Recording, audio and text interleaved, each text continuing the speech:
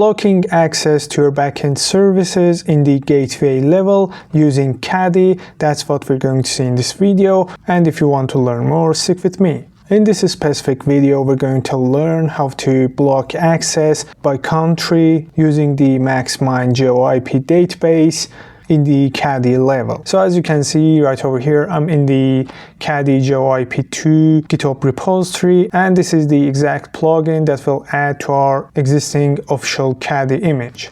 So if I scroll down right over here, as it is stated, this plugin provides a middleware for resolving a user's IP address using the MaxMind GeoIP database. So GeoIP actually stands for the map of IP address to the country code or country information. So this plugin also manages downloading and refreshing the MaxMind database if you have a license for downloading and keeping your MaxMind database updated. So this is the exact command that we'll use to integrate this plugin with our Caddy image, and I'll scroll down a little bit more to see how we can actually configure the MaxMind database in our Caddy file after we install the plugin to our official Caddy image.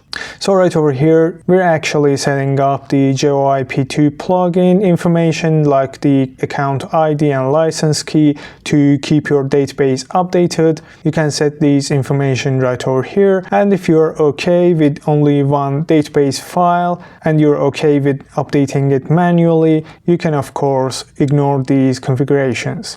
So only by passing the log file and edition ID alone, you'll be able to make use of the MaxMind database. So in order to configure the functionality into our Caddy file, the first thing we should do is to define the GeoIP2 vars to one of the strict, wild, and trusted proxies. So in production environments, it is of course recommended to set it to trusted proxies, which is the default behavior. But in order to test this out in our lab environment, I'm going to use the wild option. So next we'll add the country and subdivision and all other variables based on your use case to the headers, so later we'll be able to use or log to the output of our container. So next, using an expression as it is stated in this example configuration, we're actually allowing the country code of US and Canada and blocking all other countries with an AND statement that will allow all the subdivision codes except for Ohio. Next, we can do a simple respond or do our reverse proxying to our backend services, which we'll see shortly. And if I scroll down, these are the variables that you can make your conditions and block or grant based on your use cases. So having all this in mind, I'll move to the VS Code. As you can see, I've got my Caddy file, which I've configured to listen on all the interfaces on these two exact ports. And as I mentioned, I've set the GeoIP2 vars to wild to trust the X forwarded for header if existed in the incoming requests. So in order to keep it simple, I have only added the GeoIP header and limited all the requests to these two country codes without the subdivision code. So next I have a handle block to /API/star,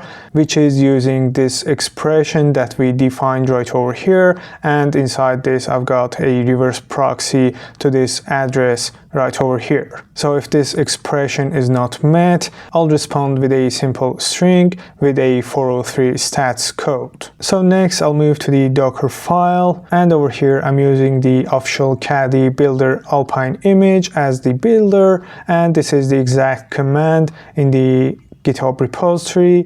So what this will do is add the Caddy GeoIP2 plugin functionality to our official Caddy image, and later I'm just copying the build Caddy binary file to this exact address inside the official Caddy image. So of course, through time and based on your use cases, you can change this version to the one that you desire. And finally, if I go to the Docker Compose file, you can see that I've got two services, one being the backend service, which is actually using an Echo server that is acting as my backend API service. And next, I've got the Caddy container, which is using the official Caddy build image that has the GeoIP2 plugin integrated with the Caddy itself. So I have already built and pushed to this exact address. If you want, you can download this exact version, or using this Docker file that I'll put in my GitHub repository, you can build it for yourself. So right over here, I'm exposing the port 80 and 443 to the exact ports inside the container, and these are the exact ports that I configured in my Caddy file for the Caddy to listen on these two ports. So later, by making requests to these two ports with the IP address of the host that I'm running this container on, I'll be able to communicate with the Caddy server that is running inside the container. So lastly, in the volume section, I am mapping the Caddy file to this exact location inside the container, and I'm persisting the /data and /config to the directories with the exact same name next to my Docker Compose file. And lastly, I am mounting the MaxMind database that I downloaded manually to this exact directory also inside the container. So this database using this setup will be outdated through time, and you will need to manually download the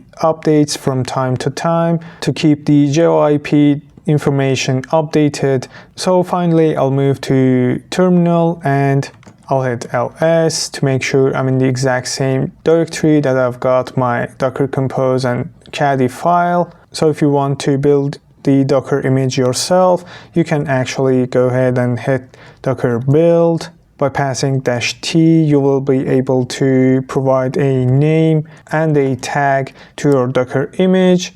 And by passing the dot at the end, you will define the address of the context to the docker build command. And what this command will do is go ahead and build your custom Caddy image using this Docker file that we just saw previously. So I have already built this image, and I'm going to hit Ctrl+C, and I'll say Docker Compose up-d to run my containers.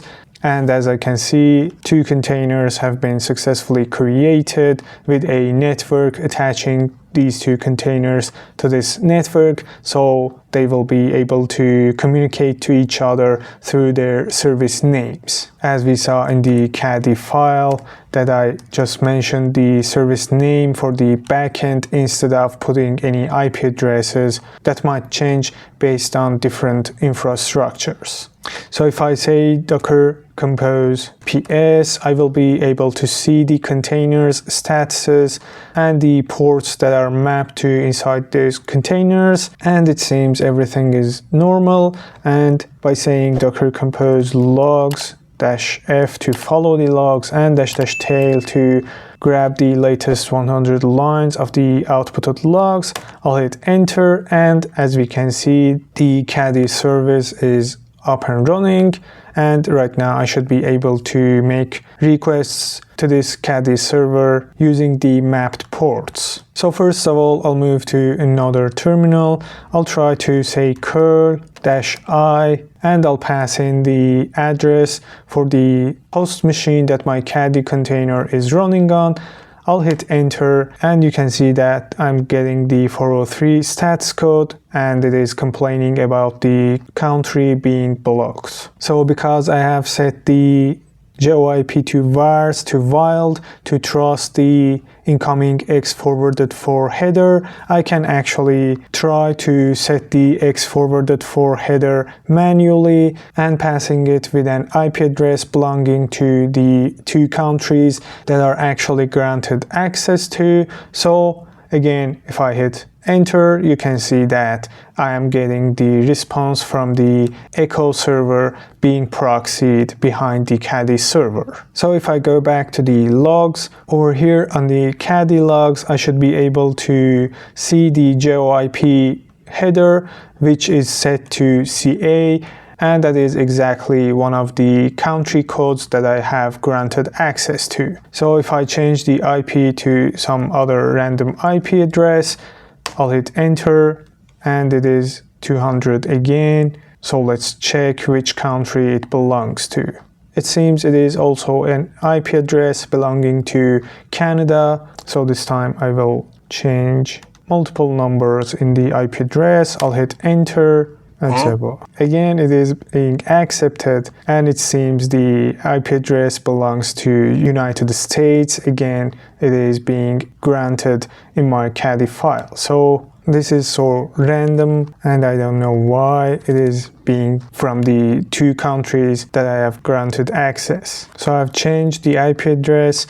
I'll hit enter, and finally we can see that this IP address does not belong to Canada or United States. If I go to the logs, we can see that the geoip country code is set to some other countries. So that's all I have for this video. If you have any questions, any recommendations, go ahead and ask me in the comment section down below. I'll put all the files and configurations in my GitHub repository, for which you can also find the link down in the description section of this video. And if you found the video useful, don't forget to hit the like and subscribe to my channel. And with that, that's all for this video. Hope to see you in the next videos.